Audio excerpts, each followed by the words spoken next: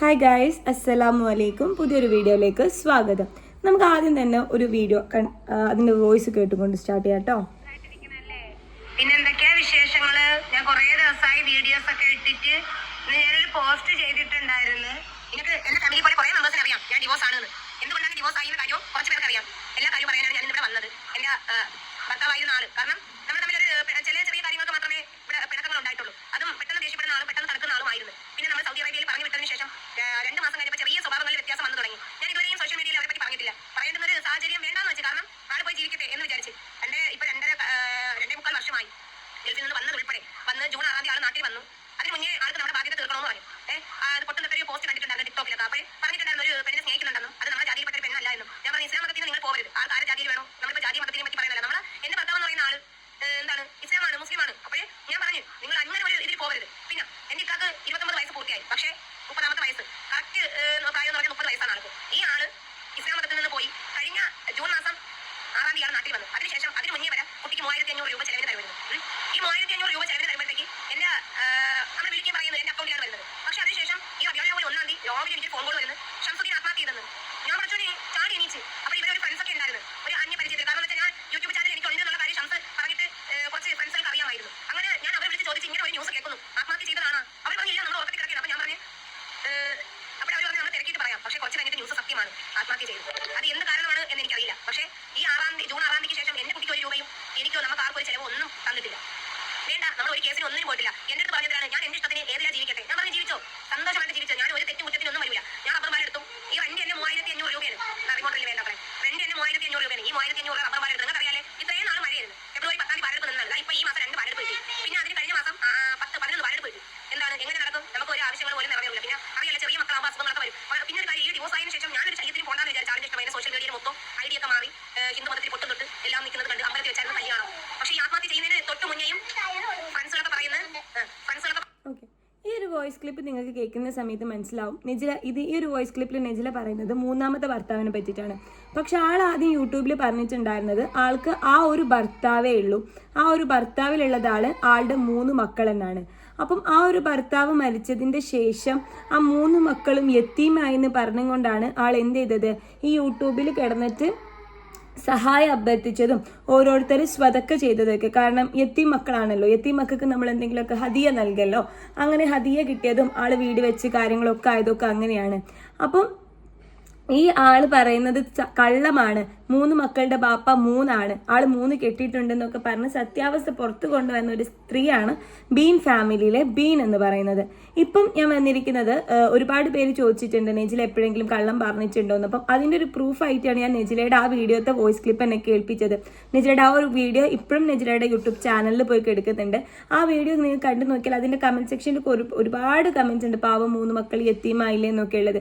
അപ്പം 3 മക്കൾ യത്തീമായിട്ടില്ല, ഒരു കുട്ടിയാണ് യത്തീമായതെന്ന് പറയാൻ നെജിലക്ക് ഒരുപാട് സമയത്തിന്റെ ആവശ്യമില്ല. പക്ഷെ നെജില എന്താണ് ചെയ്തത്, കരുതി കൂട്ടി ആളുകളെ തെറ്റിദ്ധരിപ്പിക്കുക, അല്ലെങ്കിൽ പൊട്ടന്മാരാക്കുക, എന്നിട്ട് പൈസ തട്ടുക. ഇതായിരുന്നു ആള് മെയിനായിട്ട് കണ്ടിട്ടുണ്ടായിരുന്നത്.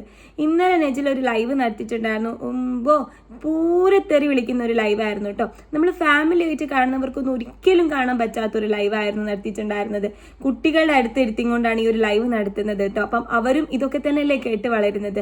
കൂടാണ്ട് ഗർഭാവസ്ഥയിൽ ഇരിക്കുന്ന ഒരു കുഞ്ഞുണ്ട്, ആ ഒരു കുഞ്ഞും ഇതന്നെയാണ് കേട്ടോണ്ടിരിക്കുന്നത്. എനിക്ക് നിങ്ങളോട് ചോദിക്കാനുള്ളത്, ഇപ്പൊ എനിക്കൊരു മകളുണ്ട്. എൻ്റെ മകള് മറ്റൊരാളടുത്ത് നിന്നും എന്തെങ്കിലും മോശമായ ഒരു അനുഭവം അവൾക്ക് നേരിട്ടു എന്ന് എന്നോട് വന്ന് പറഞ്ഞാൽ, ഞാൻ എത്രമാത്രം സ്നേഹിക്കുന്ന ഒരാളായിക്കോട്ടെ, നമ്മുടെ ഓപ്പോസിറ്റ് സൈഡ് നിൽക്കുന്നത്, ചിലപ്പം എൻ്റെ ഭർത്താവായിക്കോട്ടെ, എൻ്റെ സഹോദരനായിക്കോട്ടെ, എൻ്റെ പിതാവായിക്കോട്ടെ, അല്ലെങ്കിൽ എനിക്ക് ഏറ്റവും പ്രിയപ്പെട്ട ഒരാളായാൽ പോലും ഞാൻ കൂടെ നിൽക്കൽ എൻ്റെ മകളുടെ കൂടെ ആയിരിക്കും അല്ലെ. അതിലെന്തെങ്കിലും സത്യമുണ്ടോ എന്നാണ് ഞാൻ ആദ്യം നോക്കുക.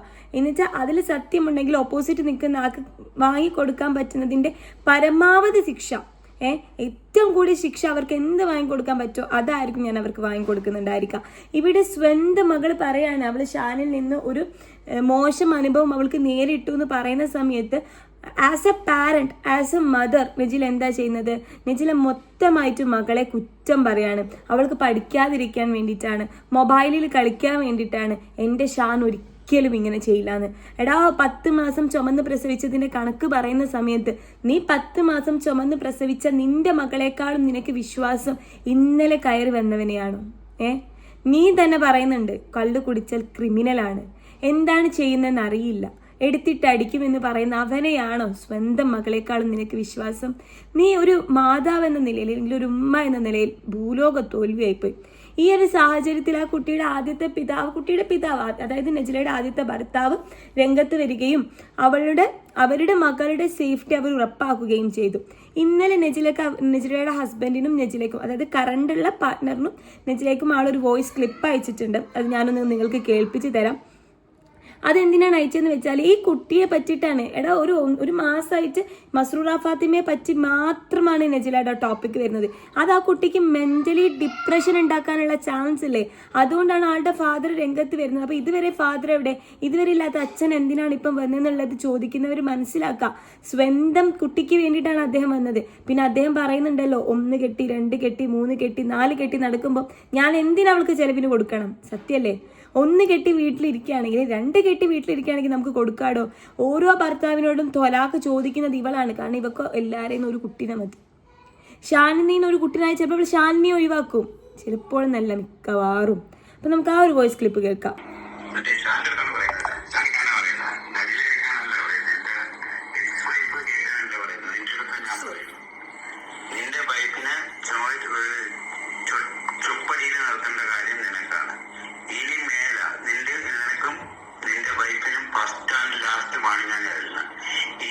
കൊച്ചിന്റെയോ എന്റെയോ എന്റെ കുടുംബക്കാരെ പേരിൽ ഏതെങ്കിലും ഒരു വീഡിയോ ഇട്ട് കഴിഞ്ഞാൽ ഇതിനെല്ലാം പൊക്കിക്കൊണ്ടുപോയി നീ അകത്താവും.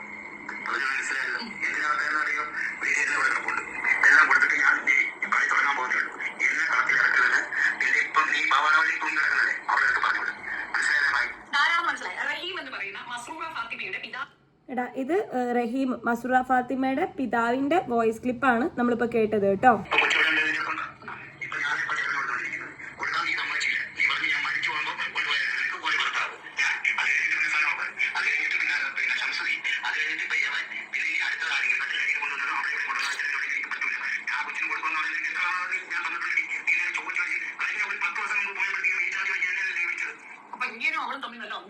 അപ്പം ഇയാൾ പറയുന്നത് എന്താന്ന് വെച്ചിട്ടാണെങ്കിൽ കുറച്ച് ദിവസം മുമ്പ് വരെ നജില അയാളെ വിളിച്ചിട്ട് റീചാർജ് വരെ ചെയ്യിപ്പിച്ചിട്ടുണ്ടെന്നാണ് പറയുന്നത് കേട്ടോ. റീചാർജ് വരെ ചെയ്യിപ്പിച്ചിട്ടുണ്ട്. അപ്പം എന്താണ്, ഓരോ ഭർത്താവ് വന്ന് പോകുമ്പോഴും നജില ഇപ്പോഴും ഇദ്ദേഹവുമായിട്ട് നല്ല കോണ്ടാക്ട് ഉണ്ട് എന്നാണ് ഇദ്ദേഹം പറയുന്നത്.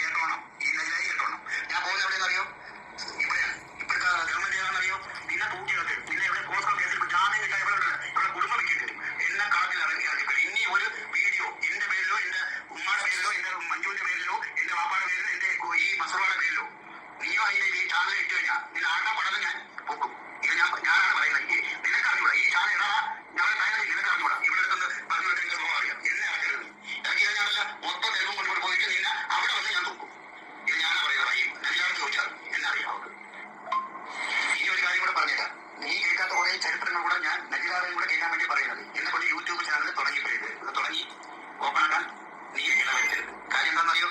നിന്റെ ഫസ്റ്റ് ചരിത്രം തൊട്ട് ഞാൻ അങ്ങോട്ട് തുടങ്ങും. ഏത് ചാനലാണെന്നറിയോ?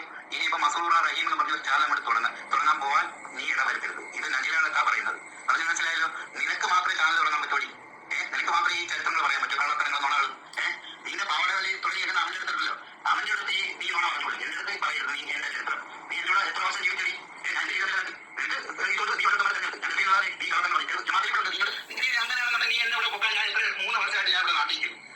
എന്നാൽ ഞാൻ നിനക്ക് എന്തെങ്കിലും ചെലവിലാവുന്നല്ലാതെ നീയായി വെച്ചത് സനാവർണ്ണ ഫേസ്ബുക്കിലൂടെ കണ്ടിട്ട് എന്റെ അടുത്ത് തലാഖ് പിന്നെ വാട്സപ്പിൽ കൂടെ അയക്കാൻ പറഞ്ഞത്. നീ നോണ പറഞ്ഞിട്ട് ഈ വാട്സപ്പിൽ കൂടെ പ്രചരിപ്പിക്കുന്നത്. എന്നാൽ നീ കളത്തിൽ ഇറക്കരുത്. ഞാൻ ഇപ്പം പറഞ്ഞത് കൊച്ചിനെ സേവ് ആക്കിയിട്ടുണ്ട്. എന്റെ മോളായിട്ട് നിനക്ക് യാതൊരു ബന്ധം. നിനക്ക് ഇപ്പൊ വന്നൊരു മാപ്പുണ്ടല്ലോ പാവടാളി, ആ ഡ്രൈവറെ കൊണ്ട് അതുകൊണ്ട് നടന്നോണം. ഇനി മേല പറഞ്ഞിട്ടുള്ള കൊച്ചിന്റെ ഫോട്ടോയോ എന്നെ കൊടുത്തോ നീ ആ വീഡിയോ ചെയ്തു കഴിഞ്ഞാൽ മസൂറ റഹീം എന്ന് പറഞ്ഞൊരു ചാനൽ ഇപ്പൊ ഓപ്പൺ ആവും. പറഞ്ഞു മനസ്സിലായല്ലോ? നീ അസ്തമിക്കാൻ പോണം. നീ പെട്ടാ മനസ്സിലായല്ലോ? എന്നെ കൊണ്ട് ചെയ്യിപ്പിക്കരുത്. അതുമല്ല ഈ തെളിവെല്ലാം കൊടുത്ത് 11 അകത്താവും. അതുകൊണ്ട് ഒന്നേ ഉള്ളു ചെയ്യാനുള്ളത്. ഒന്നി എവനായിട്ട് നീ ജീവിക്കുക. മോളായിട്ട് നീ നോക്കണ്ട. ഇത്ര കാലം നീ നോക്കിയെന്നല്ലോ പറഞ്ഞു. നോക്കിയത് ആരോട്? എന്റെ കൂടെ അല്ലല്ലോ നീ നോക്കിയത്. നീ സനോഹറിലൂടെ കൊച്ചിനെ കൊണ്ടുപോയത്, ഈ സംസദയിലൂടെ കൊച്ചിനെ കൊണ്ടുപോയത്. നീ പിന്നെ ഇപ്പൊ ഈ കടയിൽ വിളിച്ചാൽ ഇവന്റെ കൂടെ